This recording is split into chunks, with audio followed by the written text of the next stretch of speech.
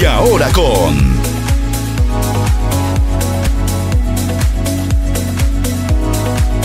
el reencuentro de dos continentes, unificando conceptos.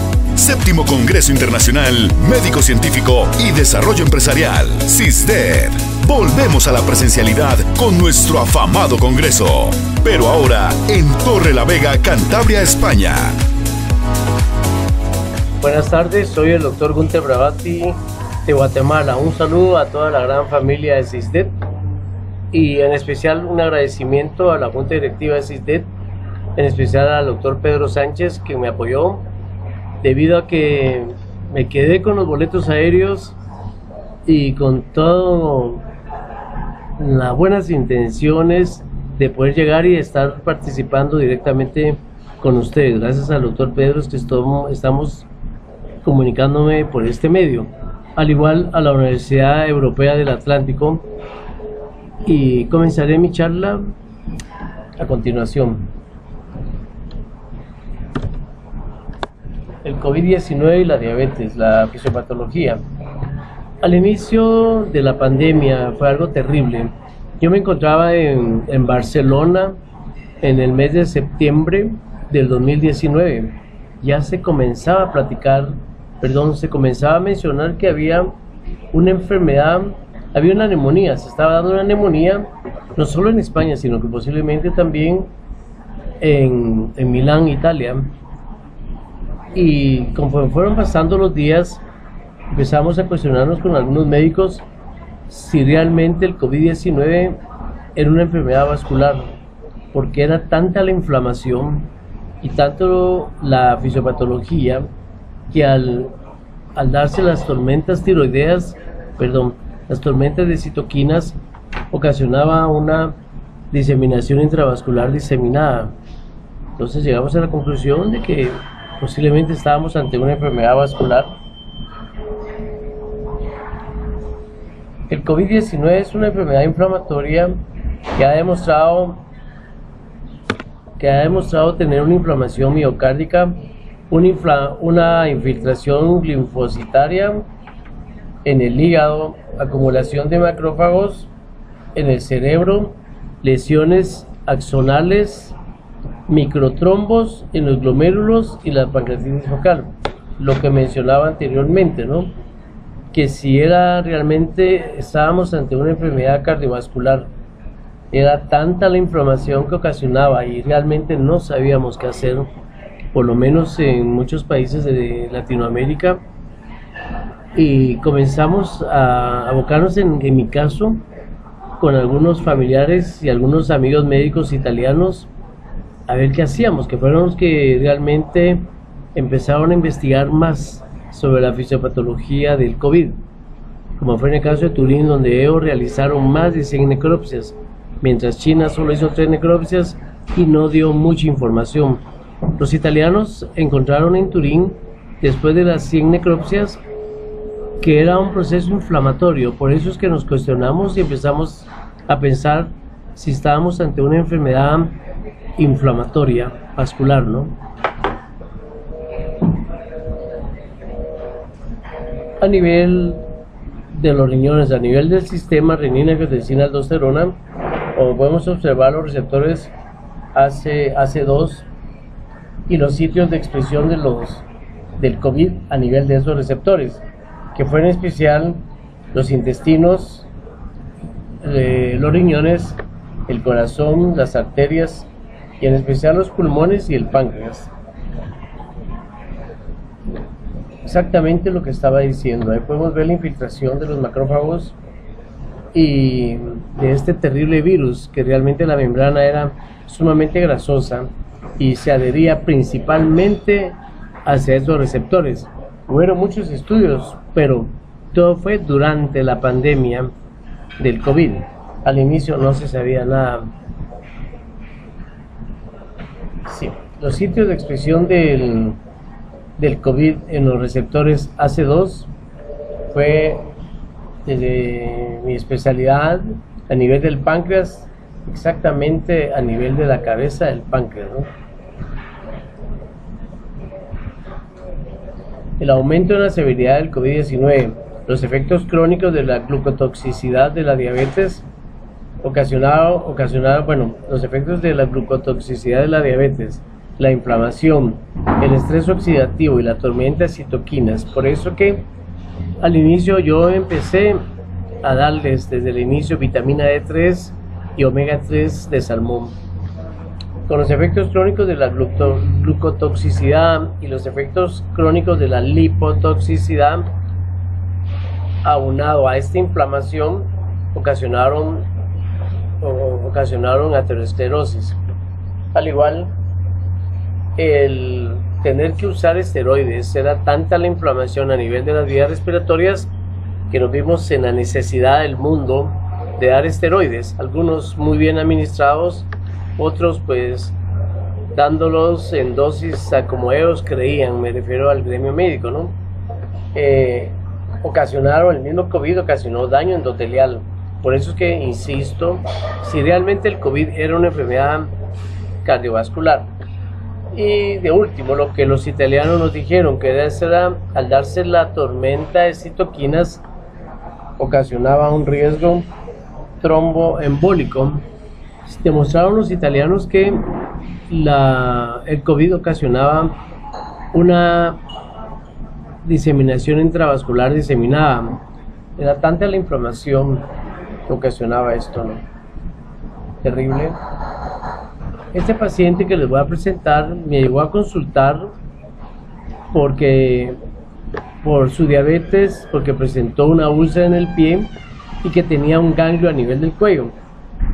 Quise empezar con la definición de lo que es la enfermedad de Hodgkin, porque el paciente, para variar, al menos en mi caso como buen internista, me llegan a consultar por algo y terminan por una patología y termino encontrándoles otras. Por eso es muy importante que nosotros los médicos tenemos que evaluar bien a los pacientes, la historia clínica.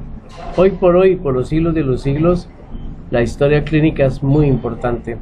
El linfoma de Hodgkin, también conocido como enfermedad de Hodgkin, es un tipo de cáncer que se desarrolla en el sistema linfático. Su sistema linfático es parte de su sistema inmunitario. Ayuda a proteger al cuerpo de infecciones y enfermedades.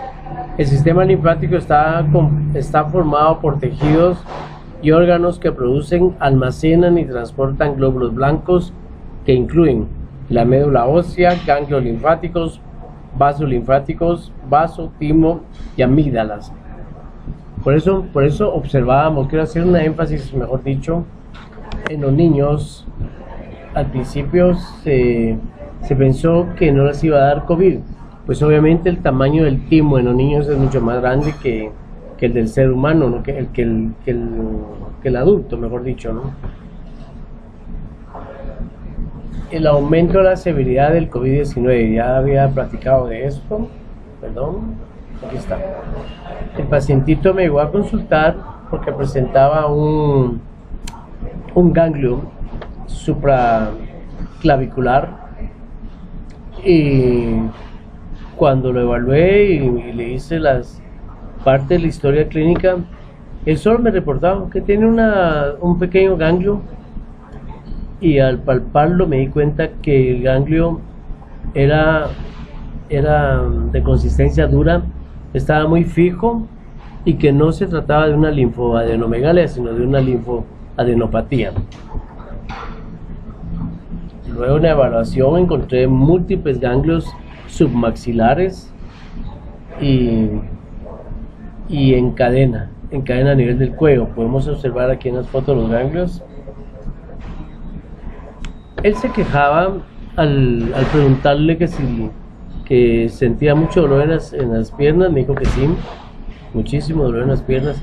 Él presentaba una neuropatía, por lo que asumí que definitivamente él estaba metabólicamente muy mal controlado. Él presentaba una hemoglobina glicosilada en 11 en el momento de su consulta, el momento en que me va a consultar. Bueno, aquí podemos ver las arterias. ¿Por qué no, cuando tenemos limpias las arterias, como se pueden observar acá, por qué no darles mantenimiento? ¿Por qué no empezar a dar tratamientos para mantener limpias las arterias, no esperar a que la aterosclerosis, que proviene del vocablo griego que significa ateros pasta, escleros piedra dura. Al igual, la proteína C reactiva, que es muy importantísima en este individuo, se la mandé a hacer y tenía 179 de proteína C reactiva ultrasensible, al igual, mejor dicho, que los niveles de homocisteína en sangre.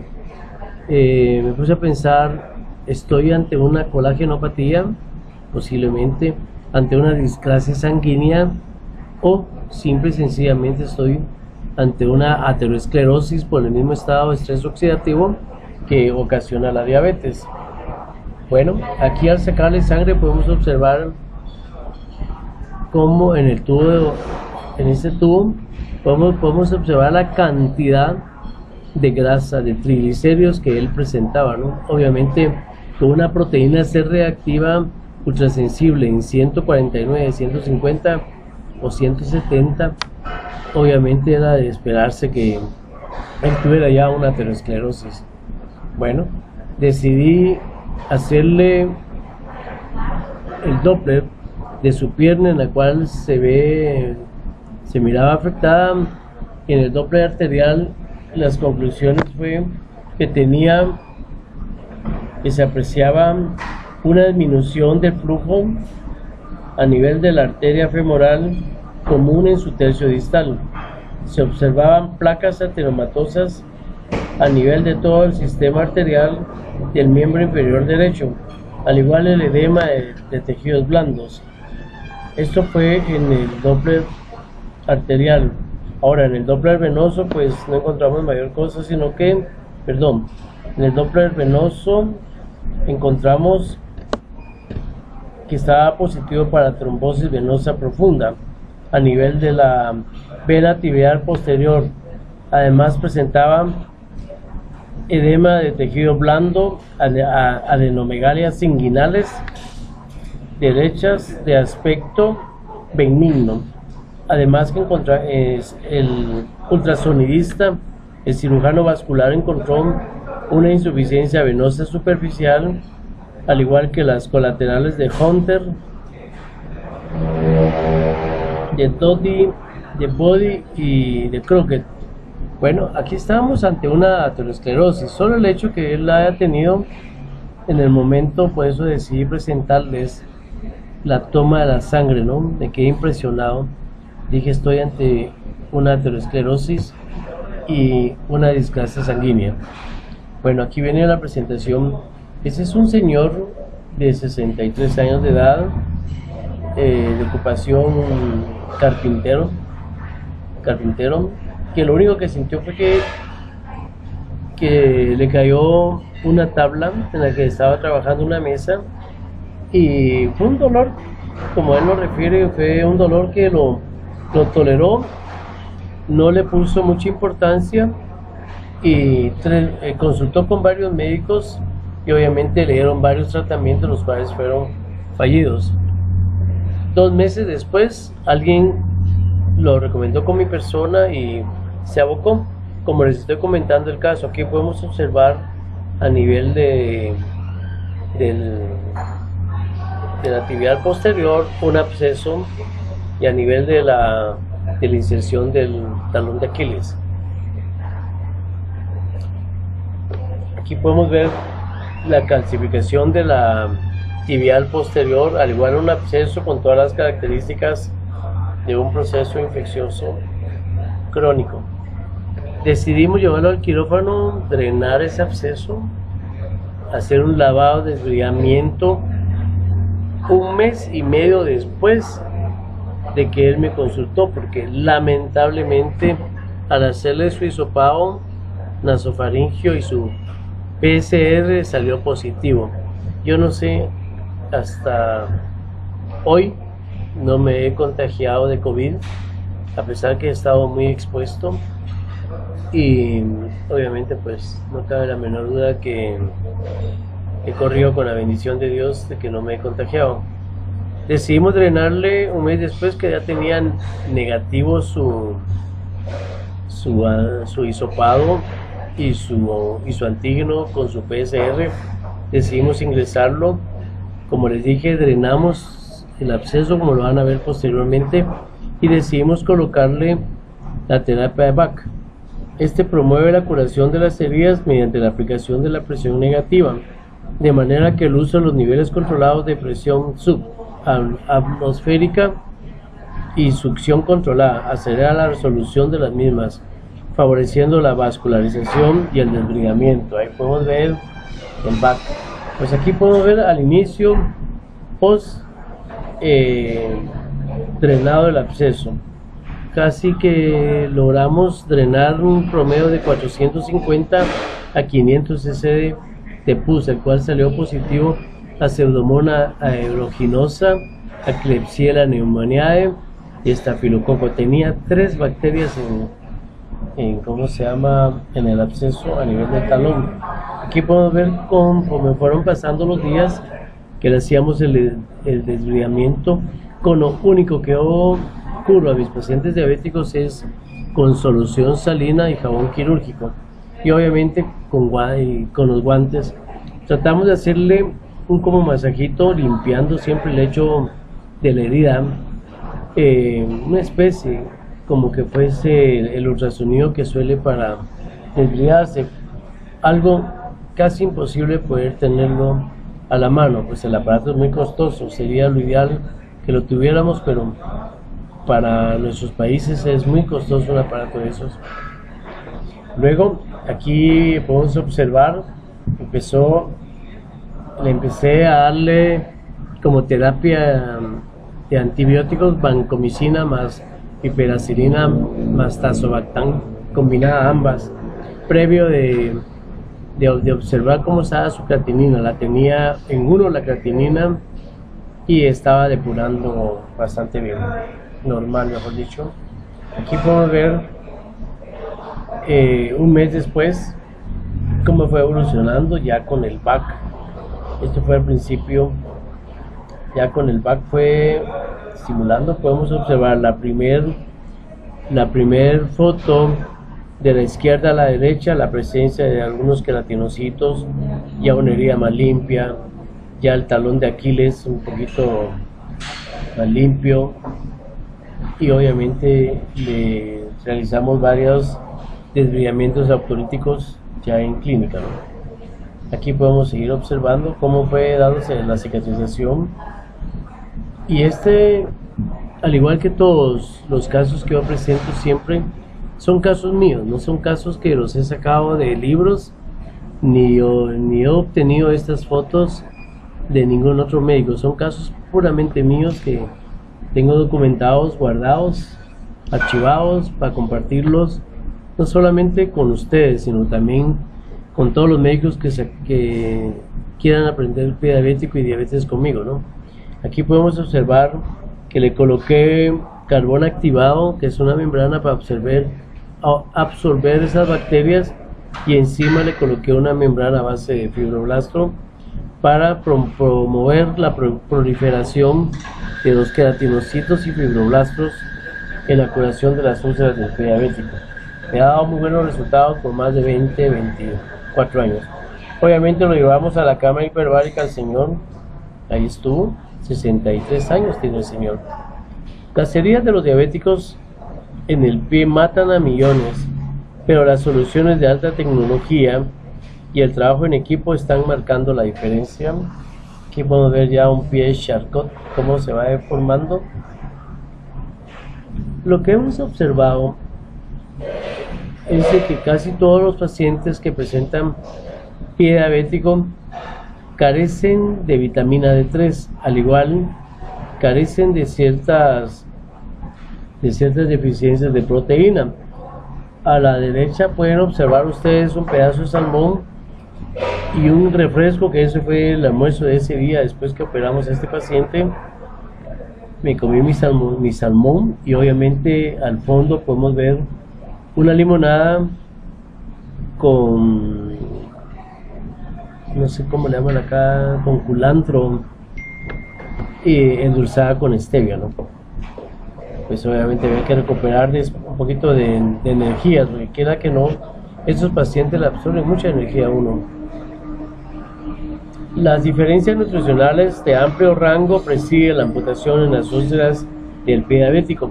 Es importantísimo darles proteína a estos pacientes diabéticos, darles vitamina D3. La vitamina D3, al igual que los omegas, se ha demostrado ya durante muchos estudios. En una metaanálisis que se acaba de hacer en Nueva York, encontraron de que los pacientes que toman vitamina D3, al igual que el omega 3 de salmón, durante 3 años ininterrumpidamente son capaces de parar cualquier proceso autoinmune. También pueden participan en la prevención de los cánceres. Bueno, tenemos ya para concluir los calcetines inteligentes para los diabéticos. Lo voy a leer textualmente. Estos calcetines han sido creados por Sirencare, una empresa de seguimiento de la salud diabética, que ahora ofrecen algunos calcetines inteligentes que supuestamente detectan la inflamación y las lesiones de los pies en tiempo real. Los calcetines incluyen sensores de temperatura y están enfocados a pacientes diabéticos tipo 1, tipo 2. Recuérdense que hay más de 50 tipos de diabetes, que son los diabéticos los más propensos a sufrir lesiones en los pies, hinchazón y otros problemas que están asociados con el daño nervioso. Podemos observar a su derecha un abultamiento. Ese es el sensor. Al igual, ahora hay sensores que colocamos en los brazos para estar midiéndoles constantemente las glicemias a los pacientes, para que sea un automonitoreo. ¿Por qué el color blanco? El color blanco nos permite para ver si cuando sangran estos pacientes que sufren de neuropatía, nos da un aviso de que algo está pasando en esos pies. Si no es que se ve la sangre, la gente no le pone atención a los pies. En caso de detectarse tarde, puede conducir a infecciones, incluso a una amputación. Si no se trata a tiempo, y es aquí donde estos calcetines cobran importancia. Recuérdense ustedes que, según la Organización Mundial de la Salud, y los que más diabetes hacen, como son los americanos y aquí en Europa, se amputan, según las estadísticas que os dicen, y también la IDF, que se amputa cada 30 segundos una pierna. Bueno, ese es el logotipo de mi clínica. Pues ojalá que algún día podamos hacer este congreso de CISDED aquí en Guatemala, en Antigua Guatemala, que fue declarado por la UNESCO Patrimonio Nacional. Lo que ustedes ven al fondo es un volcán. Cuando vinieron los españoles a conquistar a Guatemala, según la historia, que al principio no la creía, ahora sí la creo, acabamos de tener hace un par de años, o 3 o 4 años, no, hace un par de años, o 3, este volcán hizo erupción y enterró y mató a un promedio de 4.000 o 10.000 personas, algo así. Pero la historia dice que aquí Pedro de Alvarado, que fue quien conquistó Guatemala, vivía aquí en Antigua Guatemala, ¿no? Y que este volcán mismo inundó a toda la ciudad de agua, por eso se llama el volcán de agua. Yo no creía, les vuelvo a repetir esa historia, ahora la creo, porque sí, obviamente hizo erupción y enterró un montón de casas y mató un promedio entre 5.000 a 10.000 personas. No estoy muy seguro de esos datos, pero sí mató a mucha gente y destruyó un montón de colonias de casas que estaban alrededor de este volcán. En conclusión, también pues algo espectacular por lo cual a cualquier guatemalteco nos hace sentirnos orgullosos pertenecer a los mayas, o ser parte de esta historia de los mayas también, como una de las civilizaciones más adelantadas en el mundo. Se les compara casi con la cultura egipcia, con los incas, y es impresionante. Yo crecí con la idea de que esos eran ruinas, y conforme fui creciendo y cuando ya tuve mi propio criterio, me di cuenta que realmente son templos. El Petén es el departamento más grande de este pequeñísimo país que tiene 108.000 kilómetros cuadrados, que colinda con México, al norte de México y con Belice. Pero todo el Petén, hay muchísimos templos como los que pueden observar ustedes acá, y hay uno en especial que se llama La Danta, que se cree que tiene el tamaño de la ciudad de Los Ángeles. Bueno, muchísimas gracias, y si hay alguna pregunta, y con eso me quiero despedir con todos ustedes, pidiéndoles una disculpa que hace la pedida Pedro. No fue cosa mía, fue asunto de la línea aérea, la mala coordinación de un laboratorio que me quiso apoyar. Yo no pude ir, me regresé de mis maletas del aeropuerto para mi casa, no frustrado, sino un poquito sentido por no querer fallar. Siempre he participado y soy una persona que, para mí, la palabra es lo más importante. Que Dios los bendiga a todos, sigan disfrutando de este congreso, y que las premiaciones sean al estilo de Pedro, muy amenas, y que Dios los bendiga. Muchísimas gracias. Séptimo Congreso Internacional Médico Científico y de Desarrollo Empresarial. CISDED.